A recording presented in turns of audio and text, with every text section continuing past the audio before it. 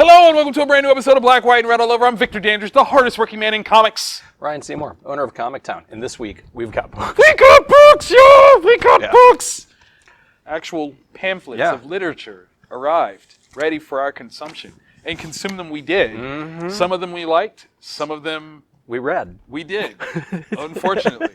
And, I mean, you guys know, love comics. We can say that. I can say that. Yeah, heck yeah. We love comics. So positive if there's energy. Something, We love it. Love it. Yeah. Love it. Love it. If there's something that we're down on, that's a thing. That's really a real. It didn't resonate. Yeah. It didn't. And we will get into it. It's got reasons. Mm-hmm. So without further ado. Yes. First of all, how are you doing? You doing okay? We're a little crazy. Yeah. Like last few days have been really, really tough. Yeah, definitely. But I'm glad you're here, and we're glad you're here, yes. And hopefully we're able to bring you a little bit of joy and sunshine throughout the turmoil that is affecting the entire world. So let's dive into some comic books, and some that you should read, some you should not. Yeah. Where do you want to go? Because we've got one that's the same in honorable mentions, and then we defer. See, that was one I almost read. Okay. The Nancy Drew and the Hardy Boys, Death of Nancy Drew. Okay, so that's what this one is. Who is this from? This is from... Who made this book? Dynamite. Okay, because they don't have it's like a virgin cover style, so it doesn't have the regular logo cover. So it's Nancy Drew and the Hardy Boys. Issue 1, The Death of Nancy Drew. We've got Anthony DeCole, Joe Eisma on the art, and so here's the thing. As a writer, this book was awesome. It's awesome. The art didn't grab me. Now it's stylized. It's very stylized, and it's atmospheric. It's very atmospheric, but it's very straightforward. Mm-hmm. And it's a weird thing to say for a book that is so focused on conversational interactions. You would expect that it is going to be straightforward, but the cover actually leans itself to seeing a little bit more, dynamic art, maybe more graphic presentation. It doesn't really have that. So the art is the only downside, by way of saying, like, this could have been an actual novella, and it would have been just fine. Like, I would have enjoyed it just as much as a novella as not. You do have to kind of know some of the history of what they've done with the Nancy Drew series and the Hardy Boys. This is definitely a continuation. So, in that regard, as a newbie, I don't know if I would start here. Yeah. So definitely check out some of the previous stuff. But this was, storytelling-wise, it's really solid. Very cool. The concept... followed through, really nice. I enjoyed it. Awesome. Very, very much so. I'm very comfortable now with going a little bit bigger on that title than I had initially. Good job.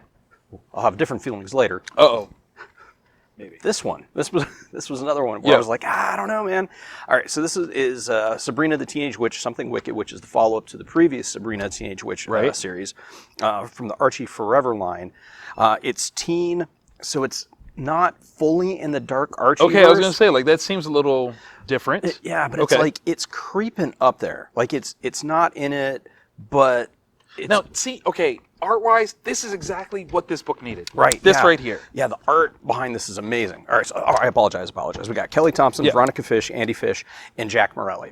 And the art is absolutely amazing. It's got this... I'm trying to figure out, like, Francavelli-ish kind of vibe to it. Good call. A little bit gritty. Right. Good colors. Yeah, the coloring is also, like, there's everything about this I really, really dug. It's Sabrina, if you're not familiar with Sabrina the Teenage Witch, she's a teenage witch. All right, and boom. Yeah. Whoa. Snakes on a plane. That's that's the elevator pitch right there. And so, picking up from the previous miniseries, right. One of her friends has been cursed, or something has happened where she every once in a while turns into a Wendigo. And she kills people. That sucks. Which happens. Yeah. And Sabrina's trying to. This Oh, heck yeah. So no, it was really, really, really good. My gosh. Like, that's the thing, is my kids were, my youngest daughter has figured out Riverdale is a thing on TV. Okay. They're watching, and she's now realized that there's a comic, and she's like asking me a whole bunch of stuff about the comic. I'm like, well, the show is based on the comic, but it's different than there's a Riverdale comic, which is based. And then I, of course, get into the Dark Archieverse. I'm trying to explain it, how awesome this stuff is. Yeah. And this play on it that's a little bit more, I don't want to say adult, but it's a little bit more sophisticated, a little bit more mature than your mainline Archie stuff. It's really hip. Sabrina is trying to navigate high school. She has two dudes that are trying to win her affections. To woo her? Yeah, and she's got a friend that she's like basically ignoring as she's going through the process of trying to save her other friend. Wow. And she's also now starting to figure out there's a culture to being a witch. Okay. And there's different factions in it and different philosophies in it that her aunts, who are also witches, have not really told her about. Wow. So it's like this coming of age thing set in this thing where the stakes are kind of high, because if she doesn't save her friend, right, her friend just becomes a monster. Forever. Yeah. That suck it. Yeah, so it's very, very cool. I really, really dug it. Teens, I mean, there's a couple scary points that might go tweens. Okay. Maybe not too much lower. But yeah, very, very solid. cool. Dude, that's awesome. Yeah. I do appreciate, in both regards of these two books, that they are not fights and tights stories. Yeah. Engaging in different levels. Yeah. Obviously, a female character lead in the series, which Yeah. is so very important. We need to see more of that. Yeah. So even though I might have sounded a little down on this one, I'm still very pro it, because we need good stories, Yeah. and this is definitely a good story. Yeah. And it sounds like that's Very an much amazing so. story. And incredible artwork Yeah. on top. Speaking of stories that aren't so great, though. This was a weird one for me, because I went in DC Black Label, Birds Number of Prey. one, right? The creative team is just amazing. Brian Azzarello, Yeah. Emmanuel Lupacino, Yeah. Ray McCarthy, Yeah. Trish Mulville, and Josh Kelly's. Everything should have been right. Yeah. Everything should have been right. This read to me like It was dry. it was so dry. If you never knew that Azzarello had written pivotal works, Yeah. maybe you could swallow this pill. Maybe.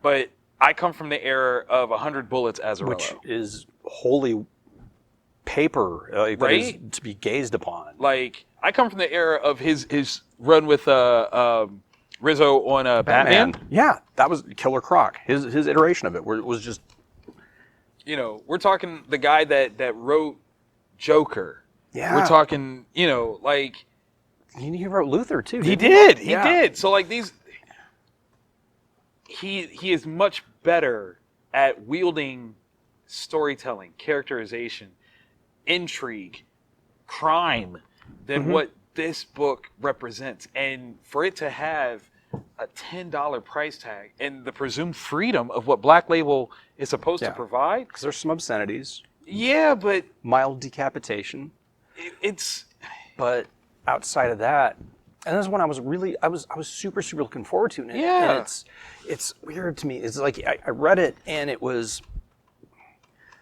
I really enjoyed the movie, right. and This is like a diet version of the movie, yeah, which is weird. yeah.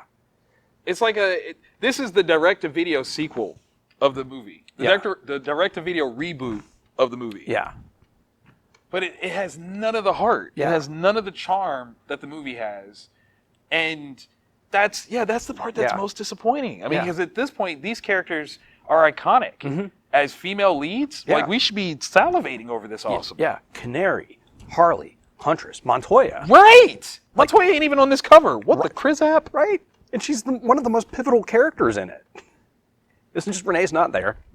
How about she's the only minority and she's left off of the cover? Guys, help me help you. Yeah. You had one job. Right, like one. Yeah. One. Make a good book at the very least. If you're going to be that way, make a good book. And yeah, it just doesn't. Yeah, it's frustrating. And the cliffhanger is Okay. I don't care. yeah. I don't care. Like the other, that's the weird thing for me is the other Harley book Yes. Yes. handles Harley so much better and so much Yes. like Which is, again, I'm not faulting the art team. The art is very solid. in Yeah, this. that's the thing. The art and storytelling is solid. very I have to go at Brian and the editorial staff. because Who put the handcuffs on? Because there had to be some version of this that was kicked up notches. I want to see the Azzarello cut. Yeah, like that's 'Cause- what we demand right now. Birds of Prey, Azzarello cut. We deserve this, okay? Especially like this could have. If it's Black Label, the cuss words is not enough. Yeah. Literally, you could have. No, do better. Do better than this. Something more. Do better than this. There's no reason that this is what we had. Yeah. This is like he wrote it while watching the movie. Yeah, it's kind of has that vibe. Like he's Like it does. Like he's like, I'm gonna do this differently. Oh yeah. Oh, okay, that's cool. Okay. Yeah, we'll put this in there. Like he wasn't paying attention when he wrote this. Yeah. Like that's not. No. I want like something more intriguing, something more compelling, Completely. Give me something more. Yeah. Just period. More. Darker, realer. I didn't care. Yeah. About any of this. Yeah. And I like these characters. Yeah. So. Like, oh, these people got smoked. No, Yeah. that happened. Okay. Insert weird, crazy. Is this a carryover or a continuation from some other series? Did I miss it? It felt like, because there was like, and if you read it, you'll understand. Yeah. Like there's chunks where I'm like, okay, is there a pre-existing story Right, like I'm not aware of? And even still, that doesn't help. It doesn't make me. Yeah. No. Yeah. And that's also one I went really, really big on. I'm sorry, and I'm over here ragging on it. No, I felt bad as I was reading it. I'm like, oh man, am I the one that's like not digging this? No, because I was halfway through and I looked at you like, yo, did you read this? And you're like, yeah. And I was like, so that face tells me it ain't just me because I wasn't loving it. I wasn't loving it. Yeah. Okay. Sad. All right. Going to the acrylic, we've got one that's the same. One that's the same. Oh snap! Yeah. All right. A very diverse week. Yeah. Where do you want to start? You had high praise for Action Comics and the art. I did. And the inker especially. Oh my gosh, ladies and gentlemen, DC Comics. This is Superman Action Comics, 1022, Bendis, Romita Jr., Danny Mickey on the inks. Now, there are some people that feel a certain kind of way about Romita's art. Yeah. They feel like it's blocky, this, that, and the other. Some people don't like it. They don't find it as attractive as they like. Danny Mickey on the inks changes it. It's airy. It's got more life to it. I mean, like there's just precision. That's so nuanced and different, but it works so well. Like it's like the blockiness. Like this page, that face would be totally different. Right. Like it would be heavy and like this is a beautiful read. Yeah. Like the story is good. Don't get me wrong. But I was so taken by the artwork, like I almost couldn't tell you what it was really about. It's kind of a fun story though. It's crazy. It looks like Bendis is having a time of trying to reconcile timelines collapsing of sorts. A lot of Kents up in the house. Yeah. So that's going to be interesting. But the artwork, like looking at the line weights and all that stuff, it's kind of beautiful. And from now on, I'm going to need Danny to work with Junior because that's a team up that is dead on. Yeah. Dead on. So dope. Very nice. Very nice. All right. Making a comeback. Nailbiter. Okay. Nailbiter returns, number one. right. It is a double-sized first issue for Nice. it. I really, really recommend checking out the trade paperbacks and catching up on the first series. It was amazing. Williamson, Henderson, Guzwowski, and Hill are the creators on it. Oh my gosh. All right.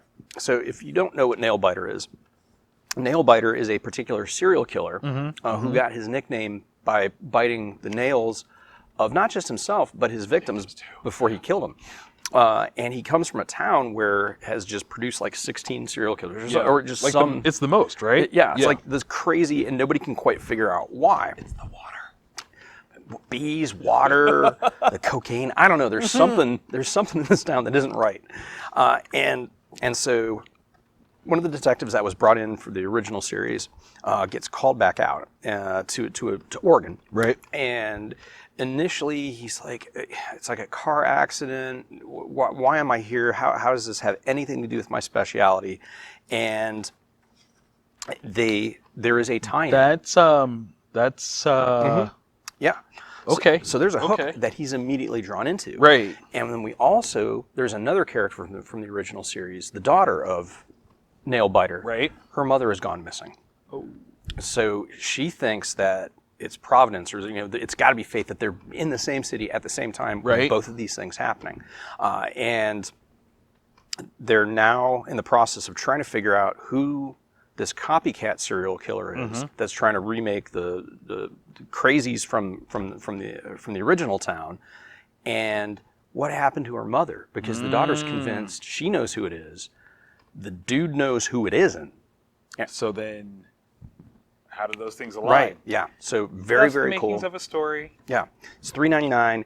It is $3.99 for a double size? That's for not double size. bad. No ads. Really? No ads. This is nothing but comic.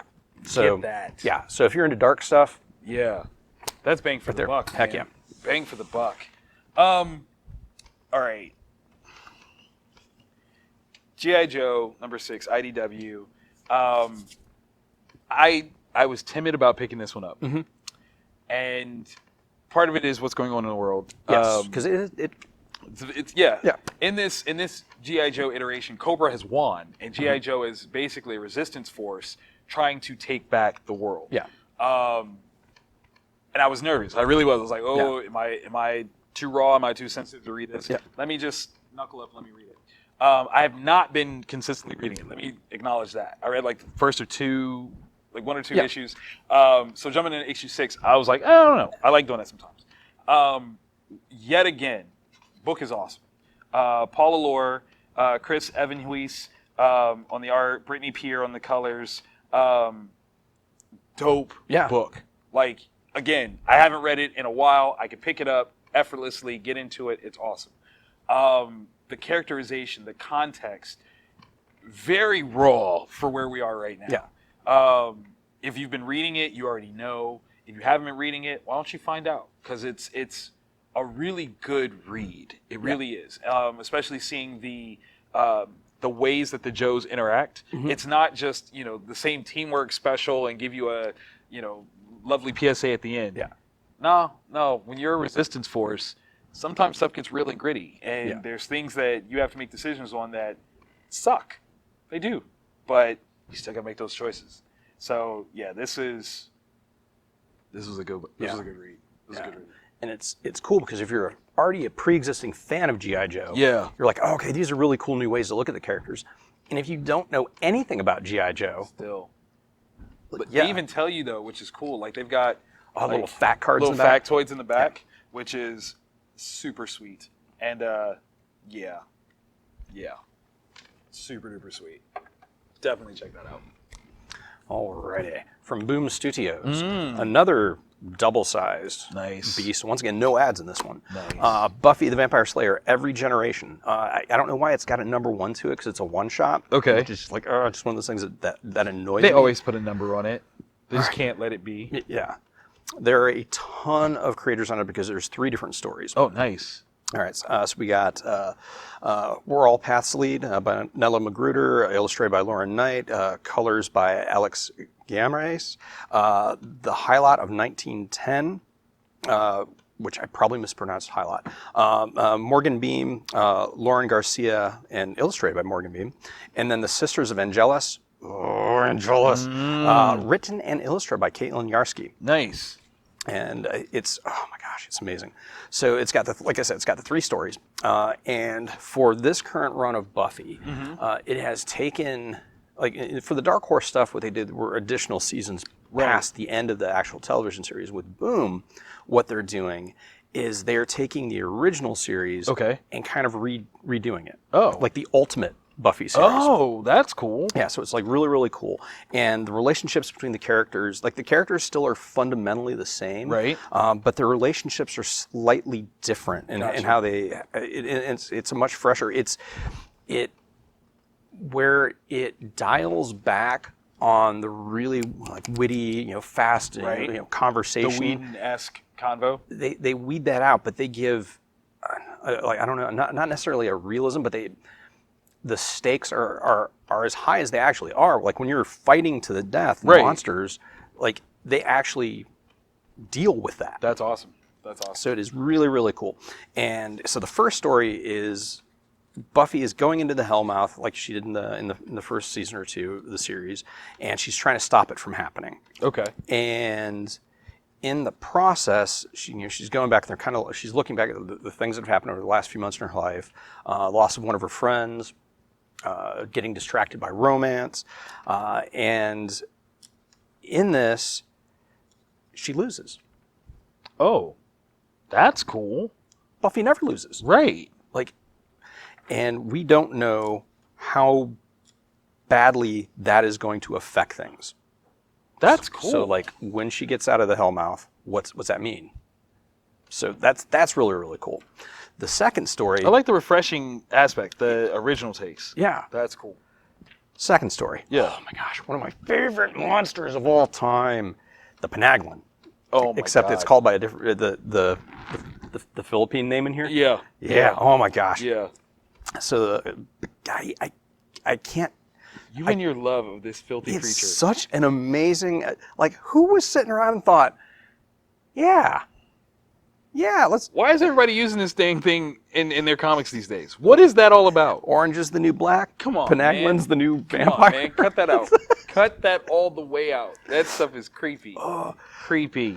But this one's That super. is super creeptastic. Yeah, it is. And there's like a really, really cool plot twist in this story where you think it's just going to be your monster of the story, and then that's an interesting take. All right. You have me reading Buffy. Oh my gosh. Just rude. Yeah, and this one, for all you fans of Angel, you angelous monkeys.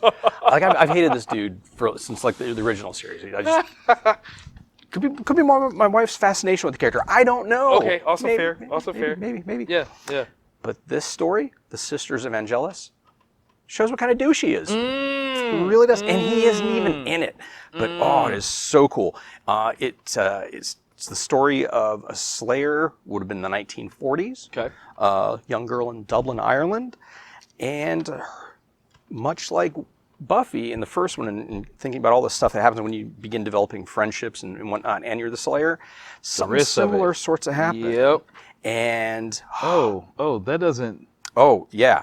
That doesn't look okay. Yeah. So her friend gets disappeared to a home for wayward women, this isn't your normal. Why do I feel like is that a thing? Yeah. Okay. Yeah, Okay. it's one of the franchises that were being set up by a certain person. Oh, that's messed up. Yeah. All right. Very, very cool. So if Dope. you're a fan of Buffy and Yeah. you've been sleeping on the boom stuff, time to wake up. Yeah. Really good. Get that goodness. Double size, can't go wrong. Oh, snap. So happy it finally came back with issue 2. Yeah, So last happy. but certainly not least, from Vault Comics, Finger Guns, issue 2, up in this piece. Justin Richards on writing, Val Halvorsen on the art. This is a fun book. Yeah. It's different. It's quiet. I think the art makes it super accessible and really energetic. It almost skews young, so you gotta, kind of be careful. Not that it's anything like super, but it has its moments. it has its moments, It has its moments. especially with Sadie's Home Life. Yeah. Like, Yeah. That it gets heavy, but everything like carries really well. Like it all flows really, really well to tell the story. The use of color, the way that it brings everything out. I still love the covers with the graphic. Oh, design my gosh, of yeah. those. It's friggin' amazing. And what I really loved about this was that they're daring to world build. Right. Like we got this impression of this power that these two wield, and the question of, well, maybe there's more. Maybe there's more to it. Yeah. And it's like, oh, yeah. Yeah. Why wouldn't there be? That's a cool concept. and I was curious where they were going to go with the story. Right. Like, it's a really cool first. And they do. They especially that last one. It's a twist now where you're right. Like this is a series where you're like, it's cool, but what's the point? I don't know what the point is. And now seeing this issue and go, that's where we're going. What you with can this. do. Yeah. And that's always difficult when you have such a cool high concept. Yeah. That becomes difficult. But they're weaving this really, really well. Really well. I enjoyed this a lot. Yeah. I was really excited, like you, excited that it came back, because I did miss it. I really did. And I'm wondering, does this take place in like a pocket universe, like an alternate reality, or? I'm saying no because we know what that is. Yeah, and this, I know what it is. But Right. Like, are they changed because of trademark? I would say yes. I would say that's probably it. To make a reference, but not directly do it, just so that you don't get in trouble. Yeah. Because There's no words on it. I Yeah, think that's the trick. that's the other There's one where I'm like- yeah, there's no words on it. And then I felt like a certain kind of way because he's like, this is the first one my dad bought me. And I'm like, how old are you? Yeah. And how old am I now? Right? Like, I feel... I remember when that album came. Oh, man. Oh, man. Oh, man. I'm so I'm old. old. Ah. This was really good. It's so good because they're building the two main characters who have this ability to, when using finger guns, right, can affect someone's mood. Like they'll calm them down or they'll make them mad, angry. Yeah, and they're building this friendship, and it's a real friendship, and right. not just because like we're the two freaks that can do this. Right. Like they actually, even though that's where it started. Yeah. Like it's still kind of like, hey. Well, there's this thing that's uniting us. Yeah. What do we, what can we do with it? But then what I love is the complete differences in their home life. Yeah. Yeah. Are similar in a weird way, similarities that are bonding them even more. Absolutely. Just so freaking good. I have to wonder if this page was designed to be a 2-page spread and the page count. Yeah. Because this would be a really, really cool. It would be amazing. And it's right there. It's right. Yeah. It's like, and I'm like, when I saw it, I was like, I might have to tweet them and be like, hey guys, just curious, did you mess up a page count and maybe that happened? But I don't know where you would cut. Like that's the thing is I'm looking at everything and I'm like, I don't know where. So what's really interesting, as we have pointed out with multiple books, this doesn't have any ads. Oh, so yeah. I wonder if maybe there was supposed to be an ad. There's always an ad. Right. Like there was supposed to be an ad, and it would have, if there's just one ad page, you'd then have this cool 2-page spread. Just one. But because there's not one, yeah, did that, right? Because it's so perfectly down the middle. So, yeah, I have to question what if that's the case. I'd be so mad. Like, what do you mean there's no ads in this issue? Right. Well, I mean, okay, we'll look at it like this. What if there was supposed to be an ad, but due to the pandemic and COVID-19 stuff, the ad wasn't approved, wasn't available, what have you, and Book they still was had to done. go. Yeah, they had to do the book anyway. This is one of those things where, as a comic book creator, page turn reveals are a thing. What Yeah. you see on the page, where in the book it is, that is a thing. So if you're a young creator, please, please, please take those things into consideration because it can affect your story. Yeah. It can absolutely affect your story. So, but still get this book. Yeah. Because this book is amazing. It's only issue 2. Yeah. I mean, that means like you've lost no time whatsoever. How did this sell for you guys? Relatively well for the first issue. Good. Poll numbers weren't the greatest for issue 2, Really? which bugs me. 'Cause Man. it's one of those because I loved number 1 and I pushed it really, really like you got to read book. this, you got to read this, you got to read this. Yeah. And I'm gonna do it again with issue 2. Definitely. Vault's doing killer stuff. Yeah, they really are, man. They're testing waters on some fun things. I'm really appreciating what the guys that aren't the big two are doing, like across the board. I mean, Boom, IDW, Vault, Aftershock. Like these guys are coming up with some crazy cool things, and it's amazing. I think these are gonna really make comics great again. Oh yeah.